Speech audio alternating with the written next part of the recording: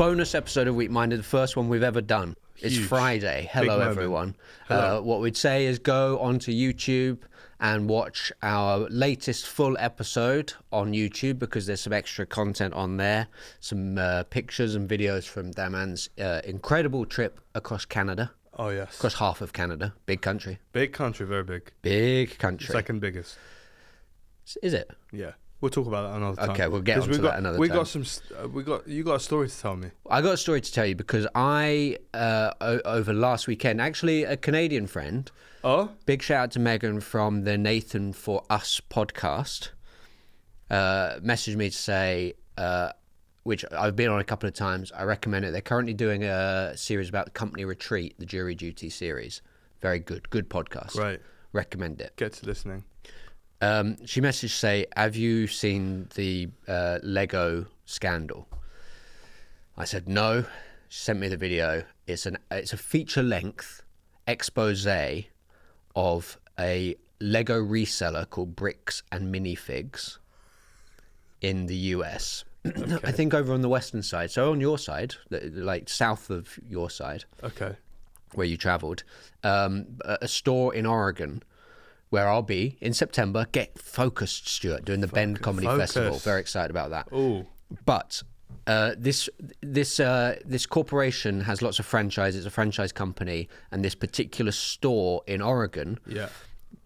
The sell of it, the start of this video that Reckless Ben on YouTube did. Get out there and watch it because how they make it is absolutely incredible. And I was like, oh yeah, okay, I'll have a little listen to a bit of this, and then. It's an hour and 20. I'm not going to do that. Yeah, of course. I consumed approximately 3.5 hours of content about this scandal. Wow. An old man, 83-year-old man, had $200,000 worth of Lego. He said to his son, feel free to sell it for my grandkids for their college fund. It's like Star Wars collectible Lego. The son took it to Bricks and Minifigs in Oregon. Yeah. Said to them, here's the inventory. Let's drop an agreement. You have it in your store. When you sell it, you keep a percentage. You give us the money. Big time. But it's a lot of it, so why don't you just keep it in the store? Okay. Then that franchise, that the owner left the business, and it was taken over by somebody else. That person, that person, this is all allegedly, then sort of said that they didn't have any of this old man's Lego. Okay. And I'm so uncomfortable already. Basically, just left all of that in the shop. Yeah. Of course, this was going to happen. Okay, yeah, go on.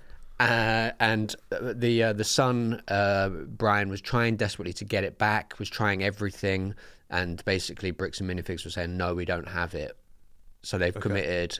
The hook of the video is a corporation has pulled off a $200,000 heist of Lego. What? And not only does the owner not know that it's happened, but the police are actively helping the corporation to cover up the crime. What? So Brian was so worried about his dad finding out that he hadn't told, and his dad was going through health issues, so he didn't want to put him under more stress. All right. Contacts Reckless Ben, this YouTuber, and says, this is what's happened. Reckless Ben has like a history of doing like interesting like investigations and exposés. Nice. He's a slackliner. Like he looks, and look, Ben, I love your content, but when I first saw what you look like, I thought this guy could be annoying. And I know that you could look at me now and say the same thing, but there's, to me, you know, like these cool like X Games style people. You're like, oh, this could be annoying. Yeah. He's funny. Funny boy. He's funny. He's smart. He's a cool guy. Damn. He's a cool guy. If his expose is, if he does like loads of these types of things, you got to be, right? You got to be a cool guy. He did a thing into Scientology, which I need to watch, which is apparently absolutely fascinating. Interesting. And the Bricks and Minifigs, he comes on and he starts to try and work out how he can get this Lego back and how he can get Bricks and Minifigs franchise store in Oregon to admit that they have it. And so he starts doing all sorts of schemes to try, he starts off obviously like going in, just asking, then they keep calling the police on him, trying to say that he's trespassing. So he gets trespassed, which is a term where like if you're trespassed, you're not allowed near in that area. Okay, like a restraining order. Yeah, basically. Yeah, right. And then he sets up a company called We Steal From Old People, but the tagline of it is bricks and minifigs, and there's no legal requirement in the US or in the state of Oregon for the tagline to be smaller than the company name. Right. So he puts the tagline bricks and minifigs bigger and above the company name, which is We Steal From Old People, prints out a big poster and starts trading in the car park of bricks and minifigs. No way. Selling merchandise of his new company, We Steal From Old People. Right. Obviously that gets them greased up. Yeah. He calls corporate deny that they're even involved, that they're anything they can do, they're not responsible for what their franchise owners do. So Yeah. they're like being like, no, it's nothing to do with us, back away, we're not interested. And Wow. then the owner and the manager of Bricks and Minifigs store in Oregon get very obviously angry and annoyed, and it must be stressful for them. You know, they've supposedly stolen all this, but like to them, potentially they're like, why can't this just go away? This guy keeps bothering us in more and more unusual ways. Yeah, of course. And I think this is why Megan recommended it, is because it's got a very Nathan For You vibes, very Nathan Fielder vibes, because at one point, Ben sets up a raffle at the local park, Yeah. where locals could enter, and the prize would be a Lego set from the collection that technically is still owned by the 83-year-old man. Wow. And the only way for them to get it, the winner would be to go and redeem their thing at the Bricks and Minifigs store. And then if Bricks and Minifigs don't hand it over, they're technically committing a crime and they're stealing from a state lottery. Oh. And the reason why he could run a state lottery is because of this like non-profit organization he'd set up previously with Scientology, that he could get around the gaming license thing and run a game. And in order for it to be covered under that state law, people had to pay money to enter it. But to avoid him being involved in getting money from people, anyone in the park, he offered them $1 to be in front of camera. And the entrance fee to the raffle was $1. $1. So there's a shot of him at a table. He's like, okay, so here's your $1 fee for taking part in the filming today. And would you like to pay the $1 for the raffle? And they would just immediately hand the dollar back. And then they went there. So that was like a way of like proving they have committed a crime and therefore could get the police involved. Yeah, right. That doesn't work. There's all sorts of these sorts of schemes. This is so thorough. He like gets an employee of the store, like tells them they've won a prize or something to like get them out of the store and get them to like find out more information from them. Yeah. I was like, I'm going to watch 5 minutes of this, right? And then I'll skip through, I'll read up on a bit. Yeah. I had a gig in Hastings. I started watching before I went, and then I drove down and just listened to the audio until it got to a point where I was like, no, I need to. So I pulled over to have dinner and watch half an hour Watch of it. this unfold. And then listen to the remainder of it, and then got down to the gig. You know, lovely lineup, Tada Wimalunga, Matt Stellingworth, love Hastings Comedy Festival staff, lovely. But I was just the whole time being like trying to like watch a couple more minutes. Cool. And he's posted updates of it. So after the first video went out, it did quite well, hour 20, and also like I'm not giving away lots and lots of it because it goes in crazy directions. Okay. The Bricks and Minifigs store shuts down randomly. They're trying desperately to serve court papers to them, but they're not accepting.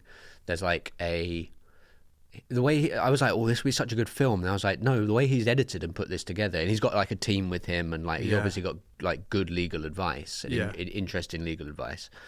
But it's all filmed on GoPros, and it's very like Gen Z editing and cutting, and very vlog energy. Yeah. It's like, I was like, it doesn't need to be a film because the way he structured it is so expert. And there's one bit where he's like, now this seemed to be the end of the road for us, unless of course. And then it goes 2 weeks earlier, and then it shows you a thing that he had set up where he managed to get someone to sign a document without them looking at what the document was. So the manager of the store didn't look at the document. He had someone come in as a delivery person and said, can I get you to sign this? She signed it, and actually it was a contract saying that that Ben can never be trespassed, and that every single time she calls the police on him, she owes him $5,000. And you're like, oh, you can't. I think in the UK, so good. you can't do that. You can't blind get someone to sign. But the law in Oregon is that the onus is on the person to have read the document. If we, yeah. Yeah. Yeah. And so it is legally permissible. But like the police keep on coming by and like harassing and being like, what are you doing here? And never listening to him about what's actually happening. Yeah. To a level that he's like, this is odd. Then there's a police call that him and his team have got heroin in the car, and the police pull them over and search them for 3 hours and try to intimidate them and try to say, oh, you've got very glossy eyes. And they're like, no, none of us have ever done heroin, and we don't have heroin on us. And then their Airbnb where they're staying whilst doing this gets raided. Yeah. His arm gets dislocated, which I think is because he's a slackliner. He has some injuries there anyway. Like it more easily happens. But he's like, I definitely was aggressively manhandled in this, and it felt like a deliberate thing to shut me up.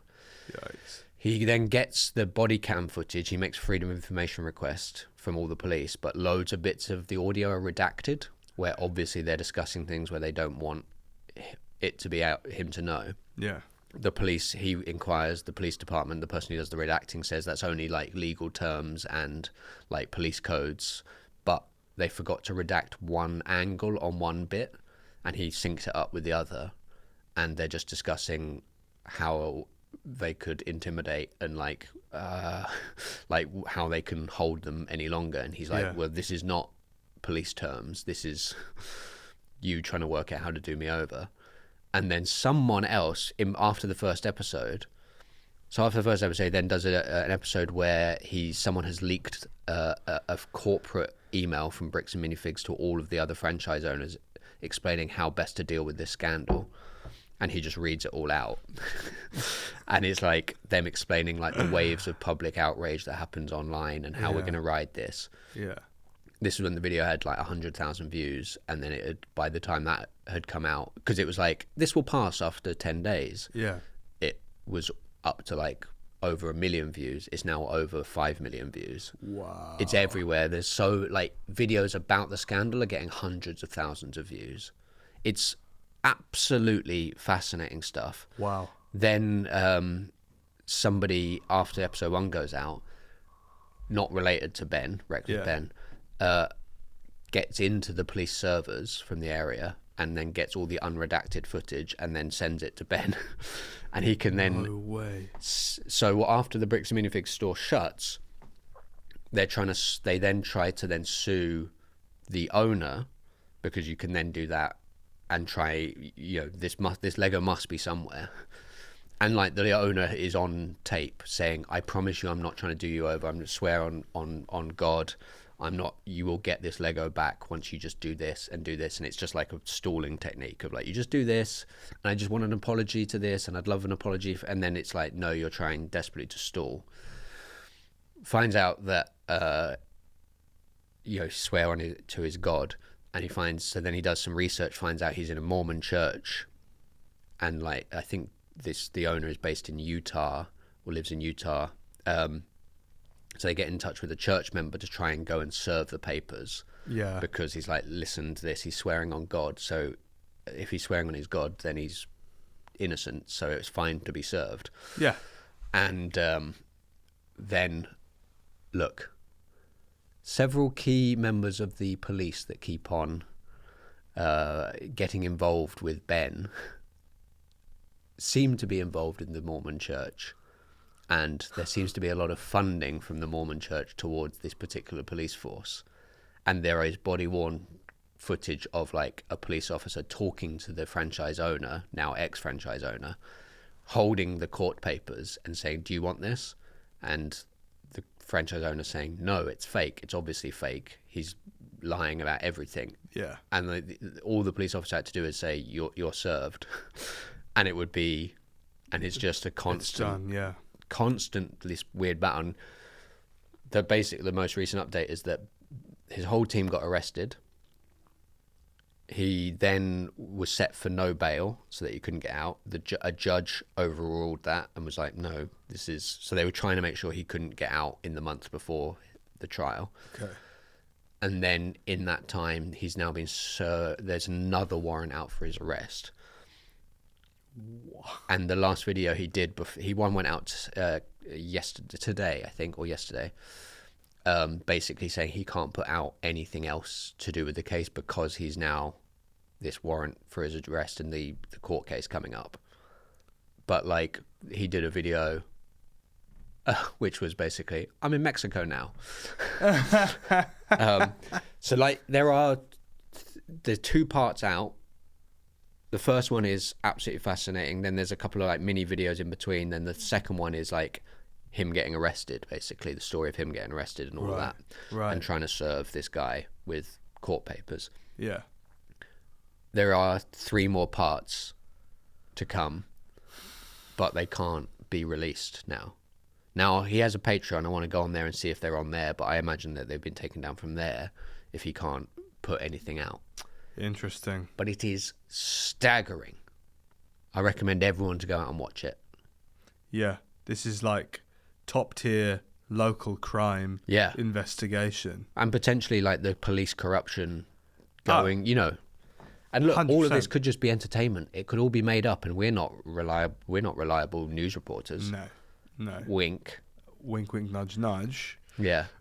That I'm gonna get into that straight away. Get into that. I got time today. You got time today. You're a sleepy lad. I'm sleepy, but maybe this will wake me up. Yeah. So that's the recommendation. Thanks for listening to Weak Minded bonus episode talking about the Bricks and Minifigs scandal. Interesting. Let us know if you've been watching, if you've been keeping up with it, or send us an email, weakmindedpod@gmail.com. Correct. If you get into it after this and what your thoughts are. Yeah, let us know your thoughts. Stuart obviously has loads of thoughts because he's seen loads of stuff. I am going to watch it. We will reply with our thoughts to your thoughts. Maybe another bonus pod. Maybe.